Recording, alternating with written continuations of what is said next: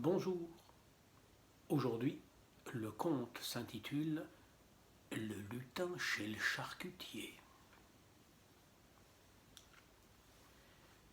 Il y avait un vrai étudiant. Il habitait dans la mansarde et ne possédait rien. Il y avait un vrai charcutier, il habitait au rez-de-chaussée et possédait toute la maison. Et c'est à lui que le lutin restait attaché, car c'est ici qu'à chaque veillée de Noël, on lui donnait un plat de bouillie et un gros morceau de beurre dedans. Ça, le charcutier pouvait le donner. Et le lutin restait dans la boutique, et c'était très instructif. Un soir, l'étudiant entra par la porte de derrière pour acheter lui-même une bougie et du fromage. Il n'avait personne à envoyer pour faire ses courses, et il le faisait donc lui-même. Il eut ce qu'il avait demandé, il le paya, et le charcutier et sa femme lui firent bonsoir de la tête, et c'était une femme qui était capable d'autre chose que de faire des signes de tête. Elle savait parler, mais tous deux se contentèrent du signe de tête. Et l'étudiant leur rendit leur signe de tête, puis il s'arrêta pour lire la feuille de papier qui servait d'emballage au fromage. C'était une feuille qu'on avait arrachée à un vieux livre qu'on n'aurait pas dû arracher, un vieux livre plein de poésie. Ah, tout n'est pas là, dit le charcutier. J'ai donné quelques grains de café à une vieille femme pour l'avoir. Si vous voulez me donner 8 shillings, vous aurez le reste, le livre. Merci, dit l'étudiant. Donnez-le-moi à la place du fromage, je peux manger ma tartine sans rien dessus. Ce serait un péché de déchirer tout ce livre en 1000 morceaux. Vous êtes un homme remarquable, un homme au sens pratique, mais vous ne vous y entendez pas plus en poésie que ce seau à ordures. Et c'était mal poli, en particulier pour le seau à ordures, mais le charcutier rit et l'étudiant rit. Il avait dit ça un peu en plaisantant. Mais le lutin était fâché qu'on ose dire de telles choses à un épicier qui avait des locataires et qui vendait le meilleur beurre. Quand il fit nuit, la boutique était fermée et tout le monde était au lit, sauf l'étudiant. Le lutin entra et prit la jactance de la patronne. Elle ne s'en servait pas quand elle dormait. Et il pouvait la poser n'importe où dans la pièce, sur n'importe quel objet, et celui-ci était alors doué de parole. Il était capable d'exprimer ses pensées et ses sentiments aussi bien que le patron ou la patronne. Mais cela ne pouvait se faire qu'avec un seul objet à la fois. Et c'était heureux, car sinon ils auraient tous parlé en même temps. Et le lutin posa la jactance sur le seau à ordures où se trouvaient les vieux journaux. Est-il bien vrai, demanda-t-il, que vous ne savez pas ce qu'est la poésie? Si, je le sais, dit le seau à ordures. C'est quelque chose qui est au bas des pages des journaux et qu'on découpe. Je crois que j'ai plus de ces choses-là en moi que l'étudiant, et je ne suis qu'un pauvre seau à ordures, en comparaison avec le charcutier. Et le lutin plaça la jactance sur le moulin à café haut comme il tournait, et il le plaça sur le tonneau de beurre et le tiroir caisse. Ils étaient tous du même avis que le seau à ordures, et ce sur quoi la plupart des gens sont d'accord, il faut l'accepter. Maintenant, c'est le tour de l'étudiant. Et le lutin monta tout doucement par l'escalier de la cuisine jusqu'à la mansarde où l'étudiant habitait. Il y avait de la lumière à l'intérieur, et le lutin regarda par le trou de la serrure, et il vit que l'étudiant lisait dans le livre en lambeaux qui venait d'en bas. Mais comme il faisait clair là-dedans, un rayon lumineux sortait du livre, devenait un tronc, puis un arbre puissant qui s'élevait très haut et étendait largement ses branches au-dessus de l'étudiant. Chaque feuille était très fraîche et chaque fleur était une jolie tête de jeune fille, certaines avec des yeux de couleur sombre et rayonnants, d'autres bleus et étrangement clairs.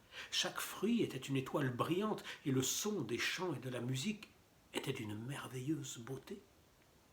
Non, le lutin n'avait jamais imaginé une telle splendeur.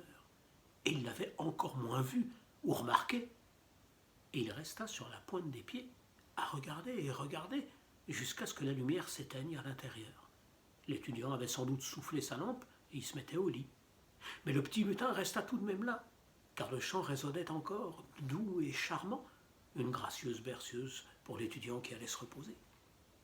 C'est extraordinaire ici, je m'y attendais pas. Je crois que je vais rester chez l'étudiant.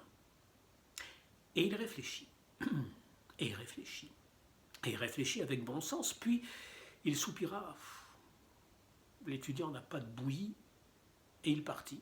Eh oui, il redescendit chez le charcutier, et c'était une bonne chose qu'il arrive, car le seau à ordures était épuisé. Il avait presque pris toute la jactance de la patronne en exposant tout ce qu'il contenait, en le prenant par un bout, et il était sur le point de tout répéter, mais par l'autre bout, lorsque le lutin arriva, reprit la jactance et la rapporta à la patronne.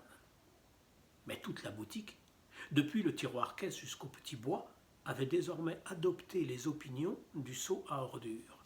Et il les respectait à un tel point, et le croyait capable de tellement de choses, que lorsque le charcutier lut par la suite les comptes rendus concernant les arts et le théâtre dans sa gazette, celle du soir, ils crurent tous que cela venait du seau à ordures. Mais le petit lutin n'écoutait plus tranquillement toute la sagesse et le bon sens là en bas. Non, dès que la lumière descendait de la mansarde, il avait comme l'impression que ses rayons étaient le solide cordage d'une ancre qui le tirait vers le haut, et il ne pouvait pas faire autrement que d'aller regarder par le trou de la serrure. Et il était alors saisi par le sentiment exaltant qu'on ressent près de la mer houleuse quand Dieu passe sous elle dans la tempête. Et il éclatait en sanglots. Il ne savait pas lui-même pourquoi il pleurait, mais il y avait dans ses pleurs quelque chose de tellement bienfaisant. Comme cela aurait été merveilleux d'être sous l'arbre avec l'étudiant. Mais ça ne pouvait pas se faire. Il était content devant le trou de serrure. Il était encore là dans le couloir froid, lorsque le vent d'automne souffla par l'ouverture du grenier. Il faisait très froid, mais le lutin le sentait. Il ne le sentait que lorsque la lumière s'éteignait dans la mansarde et que les sons étaient étouffés par le vent. Ouh! Il se mettait alors à avoir froid et redescendait dans son coin douillet. Là, c'était confortable et agréable. Et lorsque la bouillie de Noël arriva avec un gros morceau de beurre, eh bien, c'est le charcutier qui était son maître. Mais au milieu de la nuit, le lutin se réveilla en entendant un vacarme terrible sur les volets. Des gens tambourinaient dessus à l'extérieur. Le veilleur sifflait, un grand incendie s'était déclaré. Toute la rue était en flammes. Était-ce ici, dans la maison, ou chez le voisin? Ouh, c'était épouvantable! La femme du charcutier était tellement désemparée qu'elle ôta ses boucles d'oreilles en or et les mit dans sa poche pour sauver tout de même quelque chose. Le charcutier alla chercher ses obligations, et la bonne, sa mantille de soie, elle avait les moyens de se la payer. Chacun voulait sauver le meilleur, et le petit lutin aussi, et il escalada l'escalier 4 à 4 et fut bientôt chez l'étudiant, qui était tout tranquille devant la fenêtre ouverte et regardait le feu qui brûlait dans la cour du voisin d'en face. Le petit lutin prit le livre merveilleux qui était sur la table, le mit dans son bonnet rouge et le tint serré entre ses deux mains. Le plus grand trésor de la maison était sauvé, et il partit à toute vitesse, sortit sur le toit, grimpa sur la cheminée et il resta assis là, à la lumière de la maison en feu, juste en face, en tenant des deux mains son bonnet rouge où était le trésor. Il savait maintenant vers qui son cœur le portait, auprès de qui il avait sa place. Mais quand l'incendie eut été éteint et qu'il eut repris ses esprits, eh bien, je vais me partager entre les deux, dit-il, et je ne peux pas abandonner complètement le charcutier, à cause de la bouillie. Et c'était très humain. Nous autres, nous allons aussi chez le charcutier pour la bouillie. À demain.